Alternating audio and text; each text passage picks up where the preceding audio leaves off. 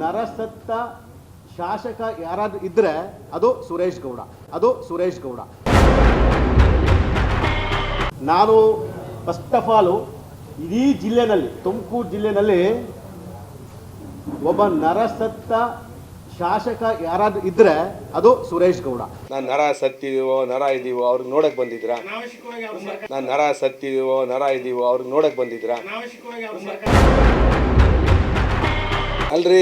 ಅಲ್ರಿ ನಾನು ಹೇಳೋದಿಷ್ಟೇ, ಗೌರಿಶಂಕರ್ ಅವರು ಕ್ರಿಕೆಟ್ ಸ್ಟೇಡಿಯಂ ಇನಾಗ್ರೇಷನ್ ಸಿಕ್ಕಿದ್ರು, ಹೆಗಲ ಮೇಲೆ ಕೈ ಹಾಕೊಂಡು ನಾವಿಬ್ಬರು ಸ್ನೇಹಿತರಾಗಿರೋಣ ಅಂತ ಸ್ನೇಹಿತರಾಗಿ ಸಜೆಷನ್ಗಳು ಕೊಟ್ಟಿದ್ದಾರೆ, ಮಾರ್ಗದರ್ಶನ ಕೊಟ್ಟಿದ್ದಾರೆ.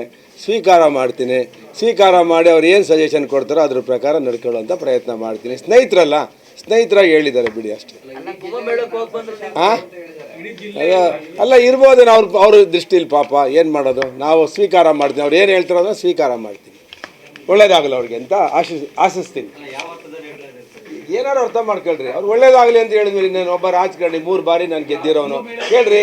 2 ಬಾರಿ ಜಿಲ್ಲಾಧ್ಯಕ್ಷ ಆಗಿ, 2 ಬಾರಿ BJP ಕಾರ್ಯದರ್ಶಿಯಾಗಿ, 3 ಬಾರಿ ಶಾಸಕನಾಗಿ, 5 ಬಾರಿ ಸ್ಪರ್ಧೆ ಮಾಡಿದ್ದೇನೆ. ನನಗೇನವ್ರು ಸಜೆಷನ್ ಕೊಡ್ತಾರೆ, ನನ್ನ ಆಯ್ಕೆ ಮಾಡಿರೋಂಥ ಜನಕ್ಕೆ ಅವಮಾನ ಮಾಡಿದ್ರೆ ನಾನೇನು ಹೇಳೋಣ?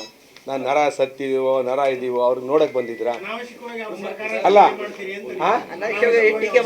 ಅಲ್ರಿ ಸರ್ಕಾರ ಸತ್ತೋಗಿದೆ. ಅದೇನು ನಾನು ಪರಮೇಶ್ವರ್ ಅವ್ರ ಬಗ್ಗೆ ವೈಯಕ್ತಿಕವಾಗಿ ನಂದೇನಿಲ್ಲ. ಅವರು ಸಜ್ಜನ ರಾಜಕಾರಣಿಗಳು, ಹಿರಿಯರು, ಅವ್ರನ್ನ ತಂದೆ ಸ್ಥಾನದಲ್ಲೇ ನೋಡ್ತೀವಿ. ಅವ್ರಿಗೋಗಿ ಕಾಲು ನಮಸ್ಕಾರ ಮಾಡಿದ್ರೆ ಅದು ಸಂಸ್ಕಾರ. ನಮ್ಮಲ್ಲಿ ನಮ್ಮ ತಾಯಿ ತಂದೆ ಹೇಳ್ಕೊಟ್ರು ನಮಸ್ಕಾರ ಮಾಡಿದ್ರೆ ತಪ್ಪು ಅಂತ ಅಂದರೆ ಅವ್ರು ಹೇಳ್ಬಿಡ್ಲಿ ಪರಮೇಶ್ವರ್ ಅವರು ಬೇಡಪ್ಪ ಅಂತ.